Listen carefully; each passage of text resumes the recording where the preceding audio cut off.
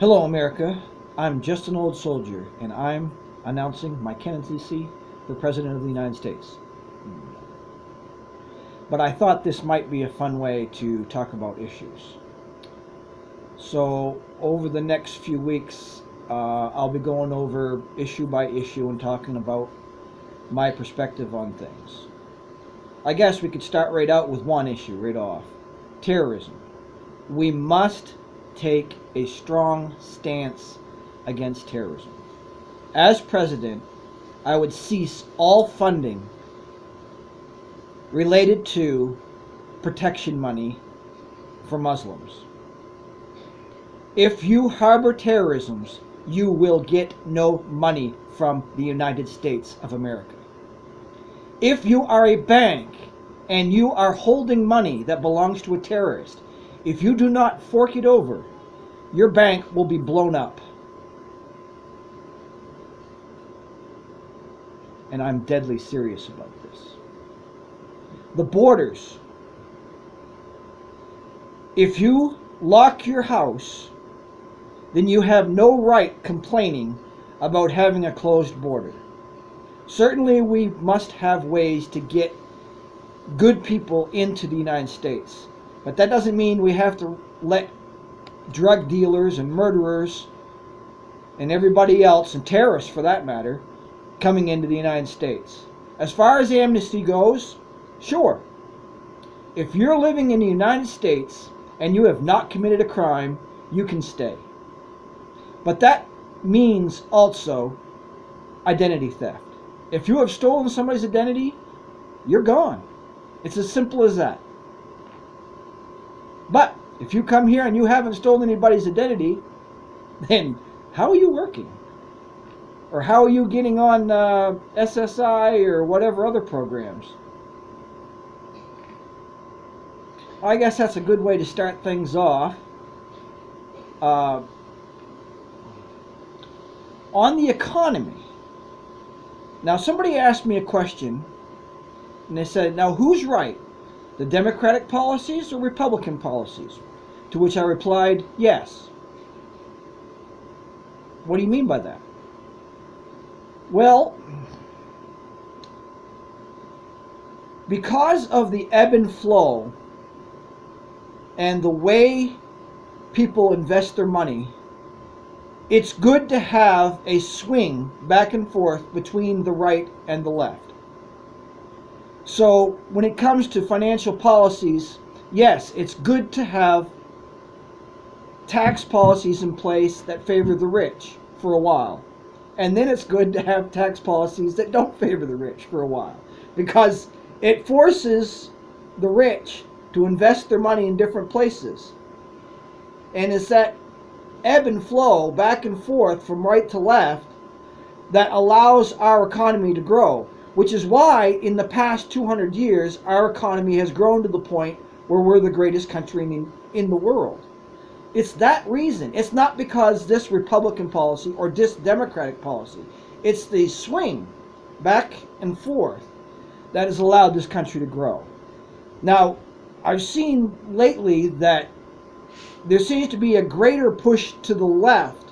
In other words, the center is no longer the center. The center is slightly left now. So anybody that's actually on the right is seen to the far right. So we need to move to the center. If we want to keep this country strong, we need to move to the center. We can't have too many people on welfare, and we can't employ everybody. But there has to be balance. The same thing with unions and big business. If unions have too much power, then the business will fall. If the big business has too much power, then the workers will suffer. So you got to have balance in everything. You cannot swing way over this way or way over this way and expect to do well. We must have a strong military. I want our military to be the strongest in the world. I don't care if every other country is a dirt poor third world country. I still want our country to be the most powerful military in the world. I want people to shiver when they think about trying to invade the United States. Gun control. On gun control, I want there to always be a Cold War, government versus the people. That way, the government can never have too much power and just take over everything. If you look at the different countries over the world that have imposed gun control, it wasn't very long before they was locking up and executing dissidents. All right? I just do not want that crap here. All right? Muslims. While not all Muslims are terrorists, right now, all terrorists are Muslims. So, get it through your thick head, liberals, that we're dealing with a real bad problem. And there's no easy solutions. But we have to take a look at it. And when the proclivity is that most Muslims outside of the United States view Israel, our close ally, and the United States as enemies. When they talk about us normally in Palestine, Iraq, Iran, Saudi Arabia, Qatar, all those Muslim countries, they talk about us as enemies. They don't talk about us as allies. Now, they are allies as far as, yeah, they're getting money from us, but they are not our allies. So make no mistake about that. They view us as an enemy. And the only way to protect against an enemy is to have a strong presence. A country that does not defend its borders shall be named by its enemies. It's as simple as that. Alright, that's probably enough for now, even though I've got 2.5 more minutes I could use. I'll see you, America, and God bless you. Hello, folks. I've got kind of an important message for, well, America for that matter. Socialism will never, ever work in this country or any others. So people that are thinking about Bernie Sanders as an option because he's so-called scandal-free, forget it. It'll just lead this country into bankruptcy. And I don't mean just a little bit of bankruptcy. I'm talking about food lines and half the country starving to death. For those of you that support socialism because you think it's fair, I understand that you're coming at it from a position of caring. Well, most of you are anyway.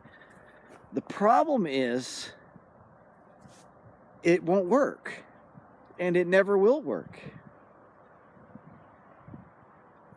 For those of you that support socialism, I have a question. Do you even know what it is? I mean, seriously, do you know what socialism is? What are the founding principles of socialism?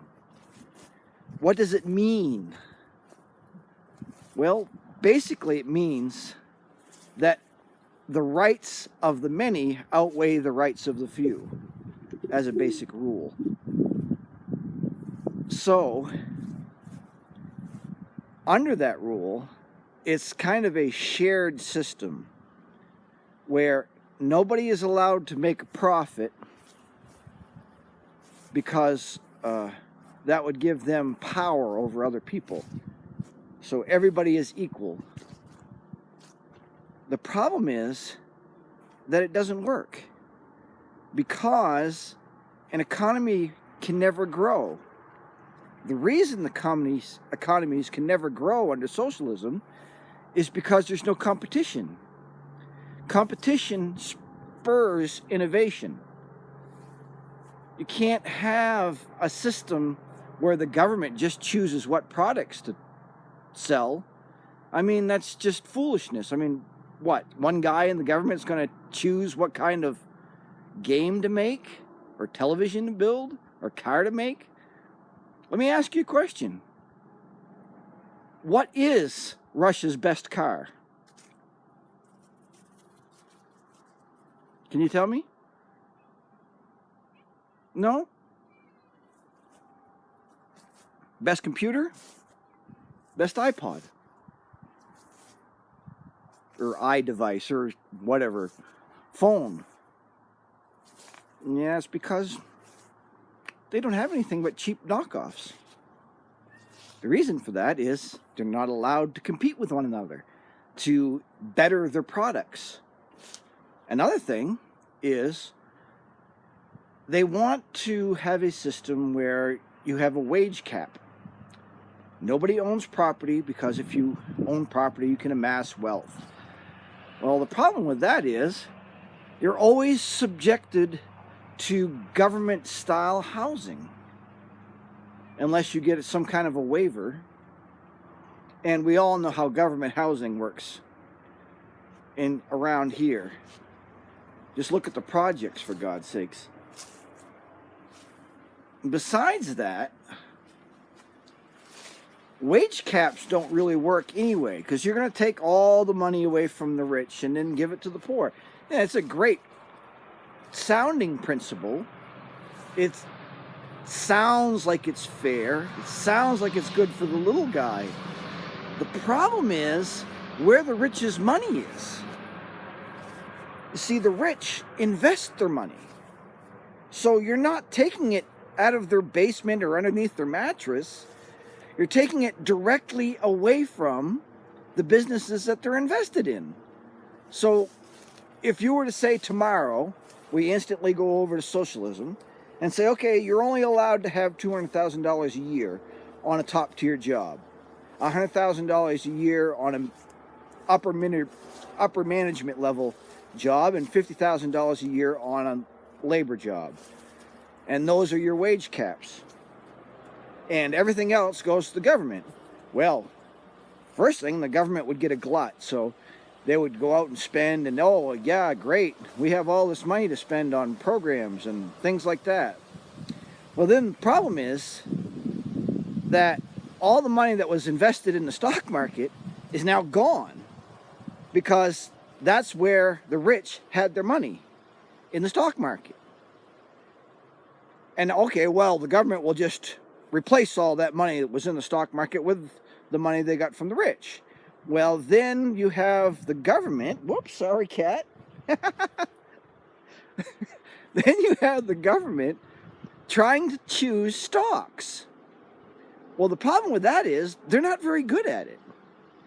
You see, the reason the rich are rich is because they're good at investing their money. And the government is notoriously bad at invested money. All you have to do is take a look at Social Security and you could figure that one out. Social Security does not have an interest rate increase. I mean, even if you put your money in a savings account over the course of the amount of time that you would put into Social Security, you would have twice as much as you would in your Social Security account. It's just foolishness. And the right of the state overtakes all other rights. So it's always the state first. So while you think, well, that's good for all the people and no one person can get higher. What the problem is, though, they step on a lot of little people. Well, it's the same thing now with regular government we have now with the BLM. And them overriding rules so that they can take people's farms away from them for the government's interest. Nobody cares about the government's interest. I'll have more on this later. I'll break it down more point by point, but I just wanted to give you a kind of a heads up. Well, hello folks. I'm back again, and I just wanted to go over a few things. One of the things that's been on my mind lately that a lot of people have been talking about is the border and immigration. Now, before I start, I would like to say that I am all for making it easier to come into the United States. Having said that, though, if you yourself as an individual were in your home and a group called you and told you they're going to break into your house, kill you, and rob you, what would you do? Would you lock your door? Buy a better lock for your door? Would you arm yourself or hire somebody to protect you? Would you call the police and have them surveil your house or even come under police protection? That's what we want to do for the border. It's as simple as that. An outside force has declared war on us and said, we are going to sneak into your country and cause all kinds of havoc, kill you and rape you and whatever, and we're not allowed to close the border? Come on. That doesn't even pass the smell test. I mean, it's absolutely ridiculous to think that we wouldn't close off the border and have a secure border to protect ourselves. It's ridiculous. You can't let an invading army come into your country. It's stupid. Now, as far as immigration, I'm all for amnesty. You may not believe that, but hey, what? John's for amnesty? What the heck are you talking about? Oh yeah, but only if they have not committed a crime. And those crimes would be identity theft, Social Security fraud, welfare fraud, credit card fraud, check cashing fraud, driving without a license, driving a car on a public road without insurance or a license or registration or inspection, and things like that. But as long as you meet all those requirements, then yeah, no problem. It's sad that other people can't have what we have. True. But we cannot, we are a country of laws. We cannot just forego those laws so that people can come in here and break the law. We need law-abiding citizens. We can't invite non-law-abiding citizens into the country. And the fear that anybody that is committing identity theft and stealing somebody's credit, we can't have them in the country. It's destroying the country. I mean, that's not racist. It's just too much of a burden on the entire whole of the country. Now, does that mean that we should shut out people from Mexico and Puerto Rico and Guatemala and wherever, Africa? No. We should be letting people into the country. There are some wonderful workers in Mexico. They are fantastic workers in Mexico. Fantastic workers in Honduras. Asians. Africans. People are lining up to come into the country, that want to come into the country and do it legally. We should let those people in first. Understand? We should let people into the country that want to obey the laws before people coming into the country that do not want to obey the law. We should be trying to keep criminals out of the country. That's not racist. You can have as many Mexicans come to the country as you want, but they have to follow a process. They have to do it the law-abiding way. It's as simple as that. Any other way is just a degradation on our legal system and on our laws and on our overall way of life. Well, I guess I've ranted on long enough on that. You all have a good day, and be good to each other, okay?